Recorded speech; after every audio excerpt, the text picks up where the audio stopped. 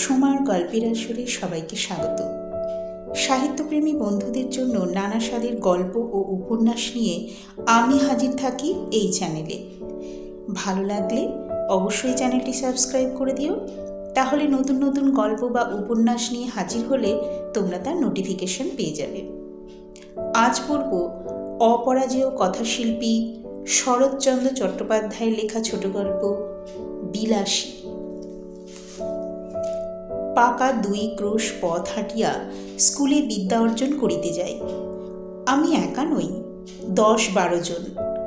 যাহাদের বাটি পল্লীগ্রামে তাহাদেরই ছেলেদের 80 জনকে এমনি করিয়া বিদ্যালাভ করিতে হয়। ইহাতে লাভের অঙ্কে শেষ পর্যন্ত একেবারে শূন্য না পড়িলেও যাহা পড়ে তাহার হিসাব করিবার পক্ষে এই কয়টা কথা চিন্তা করিয়া দেখিলেই যথেষ্ট হইবে যে ছেলেদের সকাল 8টার মধ্যে বাহির হইয়া যাতায়াতে 4 ক্রোশ পথ ভাঙিতে হয়। 4 ক্রোশ মানে 8 মাইল নয়, ঢের বেশি। বর্ষার দিনে মাথার উপর মেঘের জল ও পায়ের নিচে 1 হাঁটু কাদা, এবং গ্রীষ্মের দিনে জলের বদলে কড়া সূর্য এবং কাদার বদলে ধুলার সাগর সাঁতার দিয়া স্কুল ঘর করিতে হয়। সে দুর্ভাগা বালকদের মা সরস্বতী খুশি হইয়া বর দিবেন কি? তাহাদের যন্ত্রণা দেখিয়া কোথায় যে তিনি মুখ লুকাইবেন ভাবিয়া পান না। তারপরে এই কৃতবিদ্য শিশুর দল বড় হইয়া একদিন গ্রামেই বসুন আর ক্ষুধার জ্বালায় অন্যত্রই যান। তাদের 4 ক্রোশ হাঁটা বিদ্যার তেজ আত্মপ্রকাশ করিবেই করিবে। কেহ কেহ বলেন শুনিয়াছি, আচ্ছা, যাদের ক্ষুধার জ্বালা তাদের কথা না হয় নাই ধরিলাম, কিন্তু যাদের সে জ্বালা নাই তেমন সব ভদ্রলোকই বা কি সুখে গ্রাম ছাড়িয়া পলায়ন করেন? তাঁরা বাস করিতে থাকিলে তো পল্লীর এত দুর্দশা হয় না। ম্যালেরিয়ার কথাটা না হয় নাই পারিলাম, সে যাক, কিন্তু ওই 4 ক্রোশ হাঁটার জ্বালায় কত ভদ্রলোকই যে ছেলেপুলে লইয়া গ্রাম ছাড়িয়া শহরে পালান তাহার আর সংখ্যা নাই। তারপরে একদিন ছেলেপুলের পড়াও শেষ হয় বটে, তখন কিন্তু শহরের সুখ সুবিধা রুচি লইয়া আর তাদের গ্রামে ফিরিয়া আসা চলে না। কিন্তু থাকে সকল বাজে কথা। স্কুলে যাই, 2 ক্রোশের মধ্যে এমন আরও 2-3খানা গ্রাম পার হইতে হয়। কার বাগানে আম পাকিতে শুরু করিয়াছে, কোন বনে বৈঁচি ফল অপর্যাপ্ত ফলিয়াছে, কার গাছে কাঁঠাল এই পাকিল বলিয়া, কার বর্তমান রম্ভার কাঁদি কাটিয়া লইবার অপেক্ষা মাত্র, কার কানাচে ঝোপের মধ্যে আনারসের গায়ে রং ধরিয়াছে, কার পুকুর পাড়ের খেজুর মেতি কাটিয়া খাইলে ধরা পড়িবার সম্ভাবনা অল্প।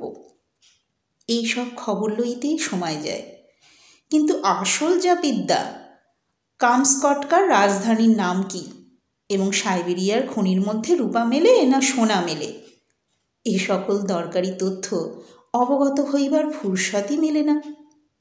কাজেই এক্সামিনের সময় এডেন কি জিজ্ঞাসা করিলে বলি পার্সিয়ার বন্দর, আর হুমায়ুনের বাপের নাম জানিতে চাহিলে লিখিয়া দিয়া আসি তোগলক খাঁ। এবং আজ 40-এর কোঠা পার হইয়াও দেখি ও সকল বিষয়ের ধারণা প্রায় একই রকম আছে। তারপরে প্রমোশনের দিন মুখ ভার করিয়া বাড়ি ফিরিয়া আসিয়া কখনো বা দল বাঁধিয়া মতলব করি মাস্টারকে ঠেঙানো উচিত, কখনো বা ঠিক করি অমন বিশ্রী স্কুল ছাড়িয়া দেওয়াই কর্তব্য। আমাদের গ্রামের একটি ছেলের সঙ্গে মাঝে মাঝে স্কুলের পথে দেখা হইত। তার নাম ছিল মৃত্যুঞ্জয়। আমাদের চেয়ে সে বয়সে অনেক বড়, 3rd ক্লাসে পড়িত। কবে যে সে প্রথম 3rd ক্লাসে উঠিয়াছিল এ খবর আমরা কেহই জানিতাম না। সম্ভবত তাহা প্রত্নতাত্ত্বিকের গবেষণার বিষয়। আমরা কিন্তু তাহার ওই 3rd ক্লাসটাই চিরদিন দেখিয়া আসিয়াছি। তাহার 4th ক্লাসে পড়ার ইতিহাসও কখনো শুনি নাই। 2nd ক্লাসে উঠার খবরও কখনো পাই নাই। মৃত্যুঞ্জয়ের বাপ মা ভাই বোন কেহই ছিল না।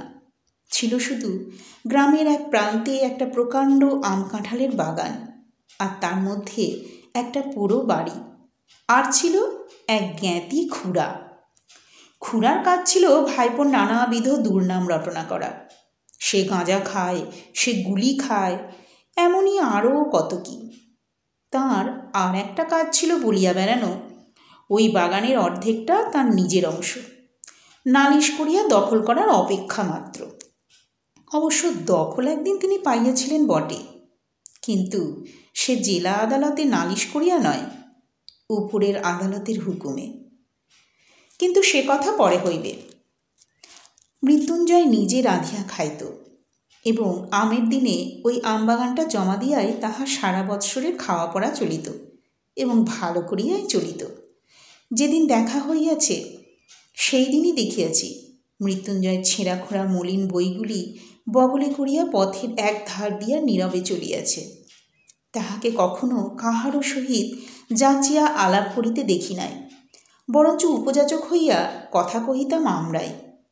তাহার প্রধান কারণ ছিল এই যে দোকানের খাবার কিনিয়া খাওয়াইতে গ্রামের মধ্যে তাহার জোড়া ছিল না।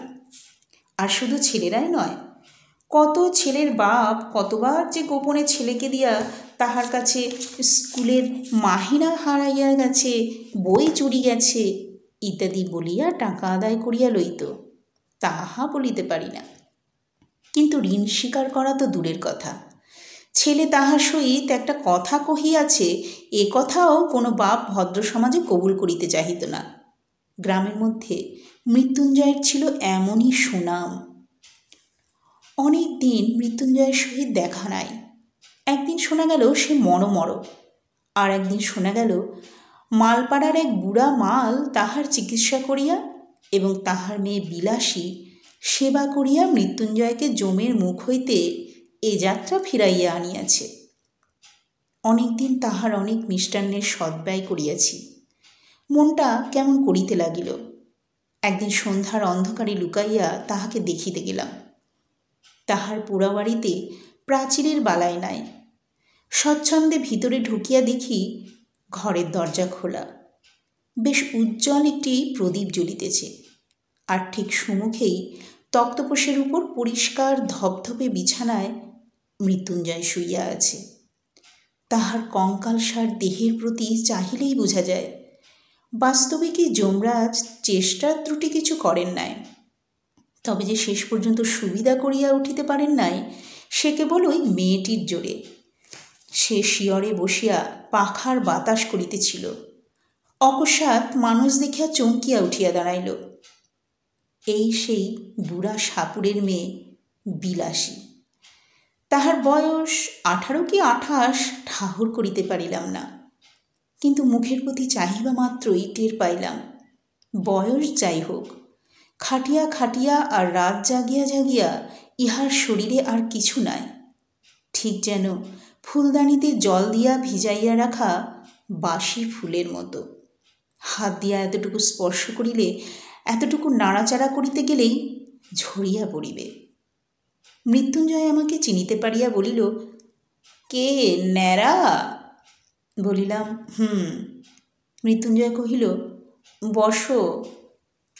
মেয়েটা ঘাড় হেঁট করিয়া দাঁড়াইয়া রহিল। মৃত্যুঞ্জয় 2-4টা কথায় যাহা কহিল তাহার মর্ম এই যে প্রায় 1.5 মাস হইতে চলিল সে শয্যাগত।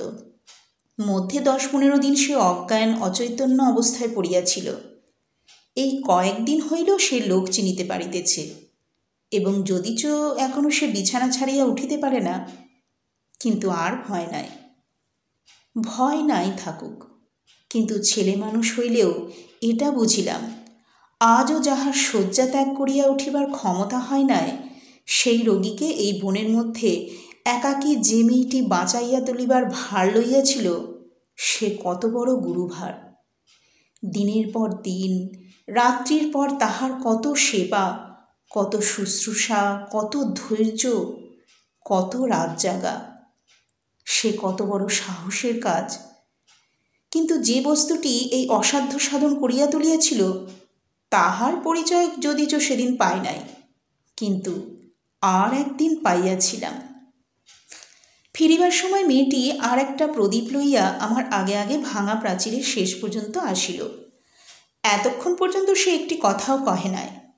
এইবার আস্তে আস্তে বলিল, রাস্তা পর্যন্ত তোমায় রেখে আসব কি? বড় বড় আম গাছে সমস্ত বাগানটা যেন একটা জমাট অন্ধকারের মতো বোধ হইতেছিল। পথ দেখা তো দূরের কথা, নিজের হাতটা পর্যন্ত দেখা যায় না। বলিলাম, পৌঁছে দিতে হবে না, শুধু আলোটা দাও।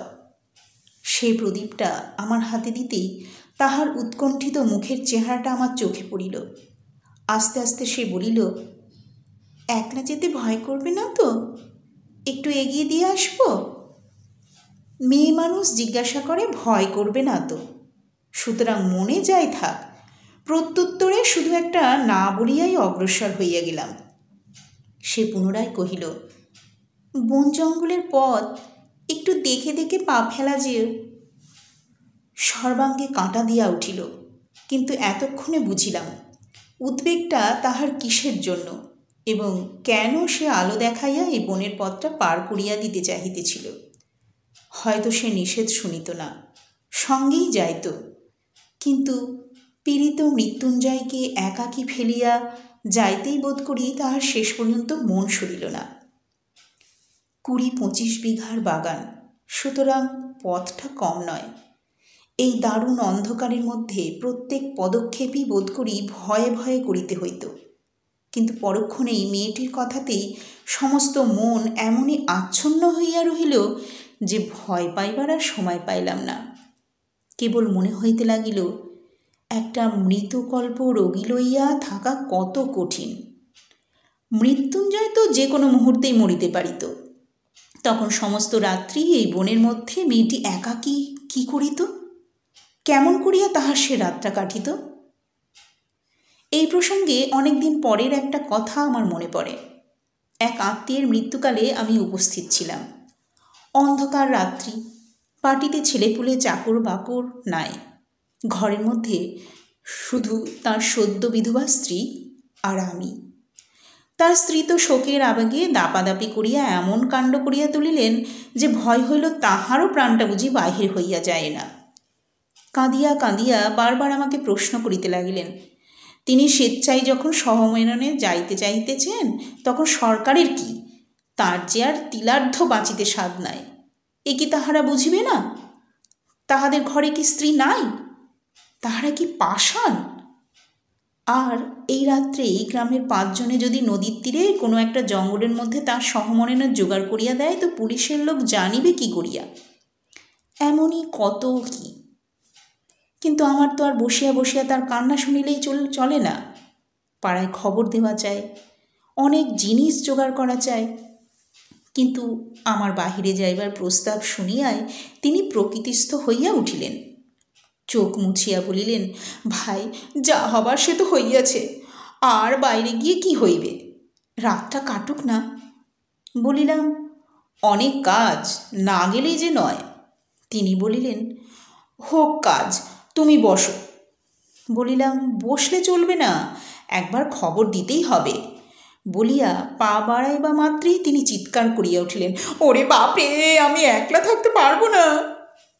কাজে আবার বসিয়া পড়িতে হইল, কারণ তখন বুঝিলাম যে স্বামী জ্যান্ত থাকিতে তিনি নির্ভয়ে 25 বৎসর একাকী ঘর করিয়াছেন, তার মৃত্যুটা যদি বা সহে, তার মৃতদেহটা এই অন্ধকার রাত্রে 5 মিনিটের জন্যেও স্ত্রীর সহিবে না।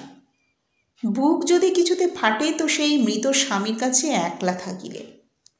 কিন্তু দুঃখটা তাহার তুচ্ছ করিয়া দেখানোও আমার উদ্দেশ্য নহে, কিংবা তাহা খাঁটি নয় এ কথা বলাও আমার অভিপ্রায় নহে, কিংবা একজনের ব্যবহারেই তাহার চূড়ান্ত মীমাংসা হইয়া গেল তাহাও নহে। কিন্তু এমন আরও অনেক ঘটনা জানি, যাহার উল্লেখ না করিয়াও আমি এই কথা বলিতে চাই যে শুধু কর্তব্য জ্ঞানের জোরে অথবা বহুকাল ধরিয়া একসঙ্গে ঘর করিবার অধিকারেই এই ভয়টাকে কোনো মেয়ে মানুষই অতিক্রম করিতে পারে না। ইহা আর একটা শক্তি, যাহা বহু স্বামী স্ত্রী 100 বৎসর একত্রে ঘর করার পরেও হয়তো তাহার কোনো সন্ধানই পায় না। কিন্তু সহসা সেই শক্তির পরিচয় যখন কোনো নরনারীর কাছে পাওয়া যায়, তখন সমাজের আদালতে আসামি করিয়া তাহাদের দণ্ড দেওয়ায় আবশ্যক যদি হয় তো হোক, কিন্তু মানুষের যে বস্তুটি সামাজিক নয়, সে নিজে যে ইহাদের দুঃখে গোপনে অশ্রু বিসর্জন না করিয়া কোনো মতেই থাকিতে পারে না। প্রায় 2 মাস মৃত্যুঞ্জয়ের খবর লই নাই। যাহারা পল্লীগ্রাম দেখেন নাই কিংবা ওই রেলগাড়ির জানালায় মুখ বাড়াইয়া দেখিয়াছেন, তাহারা হয়তো সবিস্ময়ে বলিয়া উঠিবেন, এ কেমন কথা? এ কি কখনো সম্ভব হইতে পারে যে অত বড় অসুখটা চোখে দেখিয়া আসিয়াও মাস দুই আর তার খবরই নয়? তাহাদের অবগতির জন্য বলা আবশ্যক যে এ শুধু সম্ভব নয়, এই হইয়া থাকে। একজনের বিপদে পাড়া শুদ্ধ ঝাঁক বাঁধিয়া উপর হইয়া পড়ে। এই যে একটা জনশ্রুতি আছে, জানি না তাহা সত্যযুগের পল্লীগ্রামে ছিল কি না, কিন্তু এই কালে তো কোথাও দেখিয়াছি বলিয়া মনে করিতে পারি না। তবে তাহার মরার খবর যখন পাওয়া যায় নাই, তখন সে যে বাঁচিয়া আছে এ ঠিক। এমনই সময়ে হঠাৎ একদিন কানে গেল, মৃত্যুঞ্জয়ের সেই বাগানের অংশীদার খুড়া তোলপাড় করিয়া বেড়াইতেছিল যে গেল গেল, গ্রামটা এবার রসাতলে গেল। নালতের মৃত্যুর বলিয়া সমাজে আর তার মুখ বাহির করিবার জোর রহিল না। অকাল কুষ্মাণ্ডটা একটা সাপুরের মেয়ে নিকা করিয়া ঘরে আনিয়াছে। আর শুধু নিকা নয়, তাও না হয় চুলাই যাক, তাহার হাতে ভাত পর্যন্ত খাইতেছে। গ্রামে যদি ইহার শাসন না থাকে তো বনে গিয়া বাস করিলেই তো হয়। করলা হরিপুরের সমাজ একথা শুনিলে যে, ইত্যাদি ইত্যাদি। তখন ছেলে বুড়া সকলের মুখে ওই এক কথা, এ হইল কি? কোলে কি সত্যই উল্টাইতে বসিল? খুড়া বলিয়া বেড়াইতে লাগিলেন, এ যে ঘটিবে তিনি অনেক আগেই জানিতেন। তিনি শুধু তামাশা দেখিতেছিলেন। কোথাকার জল কোথায় গিয়া মরে। নইলে পর নয়, প্রতিবেশী নয়, আপনার ভাইপো, তিনি কি বাড়ি লইয়া যাইতে পারিতেন না? তাহার কি ডাক্তার বৈদ্য দেখাইবার ক্ষমতা ছিল না? তবে কেন যে করেন নাই, এখন দেখুক সবাই। কিন্তু আর তো চুপ করিয়া থাকা যায় না। এ যে মৃত্যুর বংশের নাম ডুবিয়া যায়, গ্রামের যে মুখ পড়ে। তখন আমরা গ্রামের লোক মিলিয়া যে কাজটা করিলাম, তাহা মনে করিলে আমি আজও লজ্জায় মরিয়া যাই। খুড়া চলিলেন নালতের মৃত্যুর বংশের অভিভাবক হইয়া, আর আমরা 10-12 জন সঙ্গে চলিলাম গ্রামের বদন দগ্ধ না হয় সেই জন্য। মৃত্যুঞ্জয়ের পুরো বাড়িতে গিয়া যখন উপস্থিত হইলাম, তখন সবেমাত্র সন্ধ্যা হইয়াছে। মেয়েটি ভাঙা বারান্দার একধারে রুটি গড়িতেছিল। অকস্মাৎ লাঠিসোঁটা হাতে এতগুলি লোককে উঠানের উপর দেখিয়া ভয়ে নীলবর্ণ হইয়া গেল। খুড়ো ঘরের মধ্যে উঁকি মারিয়া দেখিলেন মৃত্যুঞ্জয় শুইয়া আছে। চট করিয়া শিকলটা টানিয়া দিয়া সেই ভয়ে মৃতপ্রায় মেয়েটিকে সম্ভাষণ শুরু করিলেন। বলা বাহুল্য, জগতের কোনো খুড়া কোনো কালে বোধ করি ভাইপোর স্ত্রীকে ওরূপ সম্ভাষণ করেন নাই। সে এমনই যে মেয়েটি হীন সাপুরের মেয়ে হইয়াও তাহা সহিতে পারিল না। চোখ তুলিয়া বলিল, বাবা আমারে বাবুর সাথে নিকে দিয়েছে জানো? খুড়া বলিলেন, তবে রে, ইত্যাদি ইত্যাদি, এবং সঙ্গে সঙ্গেই 10-12 জন বীর দর্পে হুঙ্কার দিয়া তাহার ঘাড়ে পড়িল। কেহ ধরিল চুলের মুঠি, কেহ ধরিল কান, কেহ ধরিল হাত দুটো, এবং যাহাদের সে সুযোগ ঘটিল না, তাহারাও নিশ্চেষ্ট হইয়া রহিল না। কারণ সংগ্রামস্থলে আমরা কাপুরুষের ন্যায় চুপ করিয়া থাকিতে পারি, আমাদের বিরুদ্ধে এত বড় দুর্নাম রটনা করিতে বোধ করি নারায়ণের কর্তৃপক্ষেরও চক্ষু লজ্জা হইবে। এইখানে একটা অবান্তর কথা বলিয়া রাখি। শুনিয়াছি নাকি বিলাত প্রভৃতি ম্লেচ্ছ দেশে পুরুষদের মধ্যে একটা কুসংস্কার আছে, স্ত্রীলোক দুর্বল এবং নিরুপায় বলিয়া তাহার গায়ে হাত তুলিতে নাই। এ আবার একটা কি কথা? সনাতন হিন্দু এ কুসংস্কার মানে না। আমরা বলি, যাহারই গায়ে জোর নাই তাহারই গায়ে হাত তুলিতে পারা যায়, তা সে নরনারী যাই হোক না কেন। মেয়েটি প্রথমেই সেই যা একবার আর্তনাদ করিয়া উঠিয়াছিল, তারপরে একেবারে চুপ করিয়া গেল। কিন্তু আমরা যখন তাহাকে গ্রামের বাহিরে রাখিয়া আসিবার জন্য হিঁচড়াইয়া লইয়া চলিলাম, তখন সে মিনতি করিয়া বলিতে লাগিল, বাবুরা, আমাকে একটিবার ছেড়ে দাও, আমি রুটিগুলো করে দিয়ে আসি, বাইরে শিয়াল কুকুরে খেয়ে যাবে। রোগা মানুষ সমস্ত রাত খেতে পাবে না। মৃত্যুঞ্জয় রুদ্ধ ঘরের মধ্যে পাগলের মতো মাথা কুটিতে লাগিল, দাঁড়ে পদাঘাত করিতে লাগিল এবং শ্রাব্য অশ্রাব্য বহুবিধ ভাষা প্রয়োগ করিতে লাগিল। কিন্তু আমরা তাহাতে তিলার্ধ বিচলিত হইলাম না। স্বদেশের মঙ্গলের জন্য সমস্ত অকাতরে সহ্য করিয়া তাহাকে হির হির করিয়া টানিয়া লইয়া চলিলাম বলিতেছি, কেননা আমিও বরাবর সঙ্গে ছিলাম। কিন্তু কোথায় আমার মধ্যে একটুখানি দুর্বলতা ছিল, আমি তাহার গায়ে হাত দিতে পারি নাই, বরঞ্চ কেমন যেন কান্না পাইতে লাগিল। সে যে অত্যন্ত অন্যায় করিয়াছে এবং তাহাকে গ্রামের বাহির করাই উচিত বটে, কিন্তু এটাই যে আমরা ভালো কাজ করিতেছি সেও কিছুতে মনে করিলাম না। কিন্তু আমার কথা থাক, আপনার মনে করিবেন না পল্লীগ্রামে উদারতার একান্ত অভাব, মোটেই না। বরঞ্চ বড়লোক হইলে আমরা এমন সব ঔদার্য প্রকাশ করি যে শুনিলে আপনারা অবাক হইয়া যাইবেন। এই মৃত্যুঞ্জয়টাই যদি না তাহার হাতে ভাত খাইয়া অমার্জনীয় অপরাধ করিত, তা হইলে তো আমাদের এত রাগ হইত না। আর কায়েতের ছেলের সঙ্গে সাপুরের মেয়ের নিকা, এ তো একটা হাসিয়া উড়াইবার কথা। কিন্তু কাল করিল যে ওই ভাত খাইয়া, হোক না সে 2.5 মাসের রুগী, হোক না সে শয্যাশায়ী, কিন্তু তাই বলিয়া ভাত, লুচি নয়, সন্দেশ নয়, পাঁঠার মাংস নয়, ভাত খাওয়া যে অন্য পাপ, সে তো আর সত্যই মাপ করা যায় না। তা নইলে পল্লীগ্রামের লোক সংকীর্ণ চিত্ত নয়। 4 ক্রোশ হাঁটা বিদ্যা যেসব ছেলের পেটে, তারাই তো একদিন বড় হইয়া সমাজের মাথা হয়। দেবী বীণাপাণির বরে সংকীর্ণ তাহাদের মধ্যে আসিবে কি করিয়া? এই তো ইহারাই কিছুদিন পরে প্রাতঃস্মরণীয় স্বর্গীয় মুখোপাধ্যায় মহাশয়ের বিধবা পুত্রবধূ মনের বৈরাগ্যে বছর 2 কাশীবাস করিয়া যখন ফিরিয়া আসিলেন, তখন নিন্দুকেরা কানাকানি করিতে লাগিল যে অর্ধেক সম্পত্তি ওই বিধবার, এবং পাছে তাহা বেহাত হয়। এই ভয়েই ছোটবাবু অনেক চেষ্টা, অনেক পরিশ্রমের পর বৌঠানকে যেখান হইতে ফিরাইয়া আনিয়াছেন, সেটা কাশীই বটে। যাই হোক, ছোটবাবু তাহার স্বাভাবিক ঔদার্যে গ্রামের বারোয়ারি পূজা বাবদ 200 টাকা দান করিয়া 5খানা গ্রামের ব্রাহ্মণের সদক্ষিণা উত্তম ফলাহারের পর প্রত্যেক সদ্ব্রাহ্মণের হাতে যখন একটি করিয়া কাঁসার গিলাস দিয়া বিদায় করিলেন, তখন ধন্য ধন্য পড়িয়া গেল।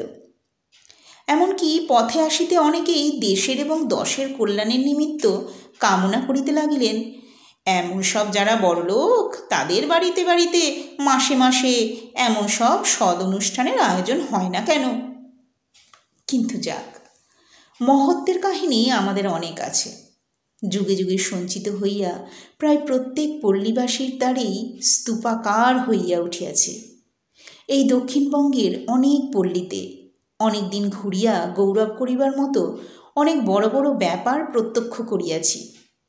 চরিত্রেই বলো, ধর্মেই বলো, সমাজেই বলো, আর বিদ্যাতেই বলো, শিক্ষা একেবারেই পুরা হইয়া গেছে।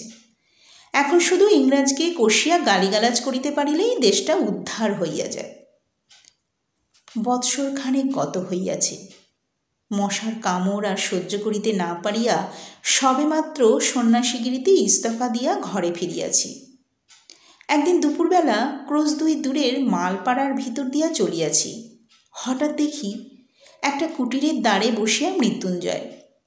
তার মাথায় গেরুয়া রঙের পাগড়ি, বড় বড় দাড়ি চুল, গলায় রুদ্রাক্ষ ও পুঁতির মালা। কে বলিবে এ আমাদের সেই মৃত্যুঞ্জয়? কায়স্থের ছেলে 1 বছরের মধ্যেই জাত দিয়া একেবারে পুরোদস্তু সাপুড়ে হইয়া গেছে। মানুষ কত শীঘ্র যে তাহার 14 পুরুষের জাতটা বিসর্জন দিয়া আর একটা জাত হইয়া উঠিতে পারে, সে এক আশ্চর্য ব্যাপার। ব্রাহ্মণের ছেলে ম্যাথরানী বিবাহ করিয়া ম্যাথর হইয়া গেছে এবং তাহাদের ব্যবসা অবলম্বন করিয়াছে, এ বোধ করিয়া আপনারা সবাই শুনিয়াছেন। আমি সদ্ব্রাহ্মণের ছেলেকে এন্ট্রান্স পাশ করার পরেও ডোমের মেয়ে বিবাহ করিয়া ডোম হইতে দেখিয়াছি। এখন সে ধনুচিত পুলক বুনিয়া বিক্রয় করে, শুয়ার চড়ায়। ভালো কায়স্থ সন্তানকে কসাইয়ের মেয়ে বিবাহ করিয়া কসাই হইয়া যাইতেও দেখিয়াছি। আজ সে স্বহস্তে গরু কাটিয়া বিক্রয় করে। তাহাকে দেখিয়া কাহার সাধ্য বলে যে কোনো কালে সে কসাই ভিন্ন আর কিছু ছিল? কিন্তু সকলেরই ওই একই হেতু। আমার তাই তো মনে হয়, এমন করিয়া এত সহজে পুরুষকে যাহারা টানিয়া নামাইতে পারে, তাহারা কি এমনই অবলীলাক্রমে তাহাদের ঠেলিয়া উপরে তুলিতে পারে না? যে পল্লীগ্রামের পুরুষদের সুখ্যাতিতে আজ পঞ্চমুখ হইয়া উঠিয়াছি, গৌরবটা কি একা শুধু তাহাদেরই? শুধু নিজেদের জোরেই এত দ্রুত নিচের দিকে নামিয়া চলিয়াছে? অন্দরের দিক হইতে কি এতটুকু উৎসাহ, এতটুকু সাহায্য আসে না? কিন্তু থাক, ঝোঁকের মাথায় হয়তোবা অনধিকার চর্চা করিয়া বসিব। কিন্তু আমার মুশকিল হইয়াছে এই যে আমি কোনো মতেই ভুলিতে পারি না দেশের 90 জন নরনারী ওই পল্লীগ্রামেরই মানুষ, এবং সেজন্য কিছু একটা আমাদের করা চাই। যাক, বলিতেছিলাম যে দেখিয়া কে বলিবে সেই মৃত্যুঞ্জয়। কিন্তু আমাকে সে খাতির করিয়া বসাইল। বিলাসী পুকুরে জল আনিতে গিয়াছিল। আমাকে দেখিয়া সেও ভারী খুশি হইয়া বারবার বলিতে লাগিল, তুমি না আগলালে সে রাত্রিরে আমাকে তারা মেরেই ফেলত। আমার জন্যে কত মারই না জানি তুমি খেয়েছিলে। কথায় কথায় শুনিলাম পরদিনই তাহারা এখানে উঠিয়া আসিয়া ক্রমশ ঘর বাঁধিয়া বাস করিতেছে এবং সুখে আছে। সুখে যে আছে একথা আমাকে বলার প্রয়োজন ছিল না। শুধু তাহাদের মুখের পানে চাহিয়াই আমি তাহা বুঝিয়াছিলাম। তাই শুনিলাম আজ কোথায় নাকি তাহাদের সাপ ধরার বায়না আছে এবং তাহারা প্রস্তুত হইয়াছে। আমিও অমনির সঙ্গে যাইবার জন্য লাফাইয়া উঠিলাম। ছেলেবেলা হইতেই দুটা জিনিসের উপর আমার প্রবল শখ ছিল। এক ছিল গোখরো কেউটে সাপ ধরিয়া পোষা, আর ছিল মন্ত্র সিদ্ধ হওয়া। সিদ্ধ হওয়ার উপায় তখনও খুঁজিয়া বাহির করিতে পারি নাই, কিন্তু মৃত্যুঞ্জয়কে ওস্তাদ লাভ করিবার আশায় আনন্দে উৎফুল্ল হইয়া উঠিলাম। সে তাহার নামজাদা শ্বশুরের শিষ্য, সুতরাং মস্ত লোক। আমার ভাগ্য যে অকস্মাৎ এমন সুপ্রসন্ন হইয়া উঠিবে তাহা কে ভাবিতে পারিত? কিন্তু শক্ত কাজ এবং ভয়ের কারণ আছে বলিয়া প্রথমে তাহারা উভয়েই আপত্তি করিল। কিন্তু আমি এমনই নাছোড়বান্দা হইয়া উঠিলাম যে মাসখানেকের মধ্যে আমাকে সাগরেদ করিতে মৃত্যুঞ্জয় পথ পাইল না। সাপ ধরার মন্ত্র এবং হিসাব শিখাইয়া দিল এবং কবজিতে ওষুধ সমেত মাদুলি বাঁধিয়া দিয়া দস্তুর মতো সাপুড়ে বানাইয়া তুলিল। মন্ত্রটা কি জানেন? তার শেষটা আমার মনে আছে। ওরে কেউটে তুই মনসার বাহন, মনসা দেবী আমার মা, ওলট পালট পাতাল ফোঁড়, ঢোঁড়ার বিষ তুই নে, তোর বিষ ঢোঁড়ারে দে, দুধরাজ মণিরাজ কার আজ্ঞে, বিষহরির আজ্ঞে। ইহার মানে যে কি তাহা আমি জানি না, কারণ যিনি এই মন্ত্রের দ্রষ্টা ঋষি ছিলেন নিশ্চয়ই কেহ না কেহ ছিলেন। তাঁর সাক্ষাৎ কখনো পাই নাই। অবশেষে একদিন এই মন্ত্রের সত্য মিথ্যার চরম মীমাংসা হইয়া গেল বটে, কিন্তু যতদিন না হইল ততদিন সাপ ধরার জন্য চতুর্দিকে প্রসিদ্ধ হইয়া গেলাম। সবাই বলাবলি করিতে লাগিল, হ্যাঁ, ন্যাড়া একজন গুণী লোক বটে। সন্ন্যাসীর অবস্থায় কামাখ্যায় গিয়া সিদ্ধ হইয়া আসিয়াছে। এতটুকু বয়সের মধ্যে এত বড় ওস্তাদ হইয়া অহংকারে আমার আর মাটিতে পা পড়ে না, এমনই জো হইল। বিশ্বাস করিল না শুধু 2 জন, আমার গুরু যে, সে তো ভালো মন্দ কোনো কথাই বলিত না, কিন্তু বিলাসী মাঝে মাঝে মুখ টিপিয়া হাসিয়া বলিত, ঠাকুর, এসব ভয়ঙ্কর জানোয়ার, একটু সাবধানে নাড়াচাড়া করো। বস্তুত বিষদাঁত ভাঙা, সাপের মুখ হইতে বিষ বাহির করা প্রভৃতি কাজগুলো এমনই অবহেলার সহিত করিতে শুরু করিয়াছিলাম যে সেসব মনে পড়িলে আমার আজও গা কাঁপে। আসল কথা হইতেছে এই যে সাপ ধরাও কঠিন নয়, এবং ধরা সাপ 2-4 দিন হাঁড়িতে পুড়িয়া রাখার পরে তাহার বিষদাঁত ভাঙাই হোক আর নাই হোক কিছুতেই কামড়াইতে চাহে না। চক্র তুলিয়া কামড়াইবার ভান করে, ভয় দেখায়, কিন্তু কামড়ায় না। মাঝে মাঝে আমার গুরু শিষ্যের সহিত বিলাসী তর্ক করিত। সাপুড়েদের সবচেয়ে লাভের ব্যবসা হইতেছে শিকড় বিক্রি করা, যা দেখাইবা মাত্র সাপ পলাইতে পথ পায় না, কিন্তু তার পূর্বে সামান্য একটু কাজ করিতে হইত। যে সাপটা শিকড় দেখিয়া পলাইবে তাহার মুখে একটা লোহার শিক পুরাইয়া বার কয়েক ছ্যাঁকা দিতে হয়। তারপরে তাহাকে শিকড়ি দেখান আর একটা কাঠি দেখানো হোক, সে যে কোথায় পলাইবে ভাবিয়া পায় না।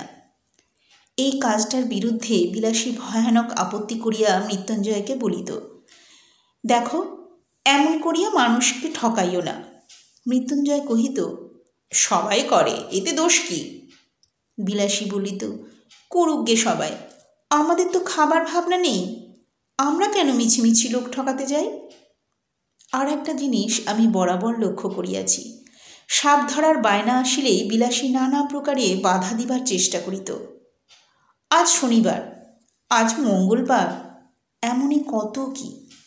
মৃত্যুঞ্জয় উপস্থিত না থাকিলে সে তো একেবারেই ভাগাইয়া দিত, কিন্তু উপস্থিত থাকিলে মৃত্যুঞ্জয় নগদ টাকার লোভ সামলাইতে পারিত না। আর আমার তো একরকম নেশার মতো হইয়া দাঁড়াইয়াছিল। নানা প্রকারে তাহাকে উত্তেজিত করিতে চেষ্টার ত্রুটি করিতাম না। বস্তুত ইহার মধ্যে মজা ছাড়া ভয় যে কোথায় ছিল এ আমাদের মনেই স্থান পাইত না। কিন্তু এই পাপের দণ্ড আমাকে একদিন ভালো করিয়াই দিতে হইল।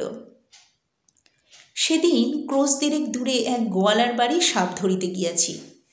বিলাসী বরাবরই সঙ্গে যাইত, আজও সঙ্গে ছিল। মেটে ঘরের মেঝে খানিকটা খুঁড়িতেই একটা গর্তের চিহ্ন পাওয়া গেল।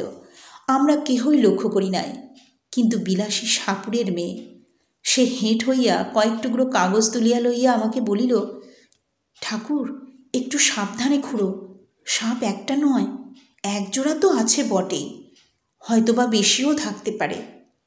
মৃত্যুঞ্জয় বলিল, এরা যে বলে একটাই এসে ঢুকেছে, একটাই দেখতে পাওয়া গেছে। বিলাসী কাগজ দেখাইয়া কহিল, দেখছো না, বাসা করেছিল। মৃত্যুঞ্জয় কহিল, কাগজ তো ইঁদুরেও আনতে পারে। বিলাসী কহিল, দুইই হতে পারে, কিন্তু দুটো আছেই, আমি বলছি। বাস্তবিক বিলাসীর কথাই ফলিল, এবং মর্মান্তিকভাবেই সেদিন ফলিল। মিনিট দশেকের মধ্যেই একটা প্রকাণ্ড খড়িস গোখরো ধরিয়া ফেলিয়া মৃত্যুঞ্জয় আমার হাতে দিল, কিন্তু সেটাকে ঝাঁপির মধ্যে পুড়িয়া ফিরিতে না ফিরিতেই মৃত্যুঞ্জয় উহ করিয়া নিঃশ্বাস ফেলিয়া বাহিরে আসিয়া দাঁড়াইল। তাহার হাতের উল্টা পিঠ দিয়া ঝরঝর করিয়া রক্ত পড়িতেছিল। প্রথমটা সবাই যেন হতবুদ্ধি হইয়া গেলাম, কারণ সাপ ধরিতে গেলে সে পলাইবার জন্য ব্যাকুল না হইয়া বরঞ্চ গর্ত হইতে এক হাত মুখ বাহির করিয়া দংশন করে। এমন অভাবনীয় ব্যাপার জীবনে এই একটিবার মাত্র দেখিয়াছি। পরক্ষণে বিলাসী চিৎকার করিয়া ছুটিয়া গিয়া আঁচল দিয়া তাহার হাতটা বাঁধিয়া ফেলিল, এবং যত রকমের শিকড় বাকড় সে সঙ্গে আনিয়াছিল সমস্তই তাহাকে চিবাইতে দিল। মৃত্যুঞ্জয়ের নিজের মাদুলি তো ছিলই, তাহার উপরে আমার মাদুলিটা খুলিয়া তাহার হাতে বাঁধিয়া দিলাম। আশা বিষ ইহার ঊর্ধ্বে আর উঠিবে না। এবং আমার সেই বিষহরীর আজ্ঞে মন্ত্রটা সতেজে বারবার আবৃত্তি করিতে লাগিলাম। চতুর্দিকে ভিড় জমিয়া গেল, এবং অঞ্চলের মধ্যে যেখানে যত গুণী ব্যক্তি আছেন সকলকে খবর দিবার জন্য দিকে দিকে লোক ছুটিল। বিলাসীর বাপকেও সংবাদ দিবার জন্য লোক গেল। আমার মন্ত্র পড়ার আর বিরাম নাই, কিন্তু ঠিক সুবিধা হইতেছে বলিয়া মনে হইল না। তথাপি আবৃত্তি সমভাবেই চলিতে লাগিল। কিন্তু মিনিট 15 পরেই যখন মৃত্যুঞ্জয় একবার বমি করিয়া নাকে কথা কহিতে শুরু করিয়া দিল, তখন বিলাসী মাটির উপরে একেবারে আছাড় খাইয়া পড়িল। আমিও বুঝিলাম আমার বিষহরীর দোহাই বুঝি আর খাটে না। নিকটবর্তী আরও 2-4 জন ওস্তাদ আসিয়া পড়িলেন, এবং আমরা কখনো বা একসঙ্গে কখনো বা আলাদা 33 কোটি দেবদেবীর দোহাই পাড়িতে লাগিলাম। কিন্তু বিষ দোহাই মানিল না। রোগীর অবস্থা ক্রমেই মন্দ হইতে লাগিল। যখন দেখা গেল ভালো কথাই হইবে না, তখন 3-4 জন রোজা মিলিয়া বিষকে এমনই অকথ্য অশ্রাব্য গালিগালাজ করিতে লাগিল যে বিষের কান থাকিলে সে মৃত্যুঞ্জয় তো মৃত্যুঞ্জয়, সেদিন দেশ ছাড়িয়া পলাইত। কিন্তু কিছুতেই কিছু হইল না। আরও আধ ঘণ্টা ধস্তাধস্তির পরে রোগী তাহার বাপ মায়ের দেওয়া মৃত্যুঞ্জয় নাম, তাহার শ্বশুরের দেওয়া মন্ত্রৌষধি সমস্ত মিথ্যা প্রতিপন্ন করিয়া ইহলোকের লীলা সাঙ্গ করিল। বিলাসী তাহার স্বামীর মাথাটা কোলে করিয়া বসিয়াছিল। সে যেন একেবারে পাথর হইয়া গেল। যাক, তাহার দুঃখের কাহিনীটা আর বাড়াইব না। কেবল এইটুকু বলিয়া শেষ করিব যে সে 7 দিনের বেশি বাঁচিয়া থাকাটা সহিতে পারিল না। আমাকে শুধু একদিন বলিয়াছিল, ঠাকুর, আমার মাথার দিব্যি রইল, এসব তুমি আর কখনো করো না। আমার মাদুলি কবচ তো মৃত্যুঞ্জয়ের সঙ্গে সঙ্গে কবরেই গিয়েছিল, কিন্তু শুধু বিষহরীর আজ্ঞা। কিন্তু সে আজ্ঞা যে ম্যাজিস্ট্রেটের আজ্ঞা নয় এবং সাপের বিষ যে বাঙালির বিষ নয়, তাহা আমিও বুঝিয়াছিলাম। একদিন গিয়া শুনিলাম, ঘরে তো বিষের অভাব ছিল না। বিলাসী আত্মহত্যা করিয়া মরিয়াছে এবং শাস্ত্রমতে সে নিশ্চয়ই নরকে গিয়াছে। কিন্তু যেখানেই যাক, আমার নিজের যখন যাইবার সময় আসিবে, তখন ওইরূপ কোনো একটা নরকে যাওয়ার প্রস্তাবে পিছাইয়া দাঁড়াইব না, এইমাত্র বলিতে পারি। খুড়ামশাই 16 আনা বাগান দখল করিয়া অত্যন্ত বিজ্ঞের মতো চারিদিকে বলিয়া বেড়াইতে লাগিলেন, ওর যদি না অপঘাতে মৃত্যু হবে তো হবে কার? পুরুষ মানুষ অমন একটা ছেড়ে 10টা করুক না, তাতে তো তেমন আসে যায় না, না হয় একটু নিন্দাই হতো, কিন্তু হাতে ভাত খেয়ে মরতে গেলি কেন? নিজে মলো, আমার পর্যন্ত মাথা হেঁট করে গেল। না পেলে 1 ফোঁটা আগুন, না পেলে একটা পিণ্ডি, না হলো একটা ভুজ্জি উচ্ছুঙ্গ। গ্রামের লোক এক বাক্যে বলিতে লাগিল, তাহাতে আর সন্দেহ কি? অন্য পাপ, বাপ রে, এর কি আর প্রায়শ্চিত্ত আছে? বিলাসীর আত্মহত্যার ব্যাপারটাও অনেকের কাছে পরিহাসের বিষয় হইল। আমি প্রায়ই ভাবি, এ অপরাধ হয়তো ইহারা উভয়েই করিয়াছিল, কিন্তু মৃত্যুঞ্জয় তো পল্লীগ্রামেরই ছেলে, পাড়াগাঁয়ের তেলে জলেই তো মানুষ।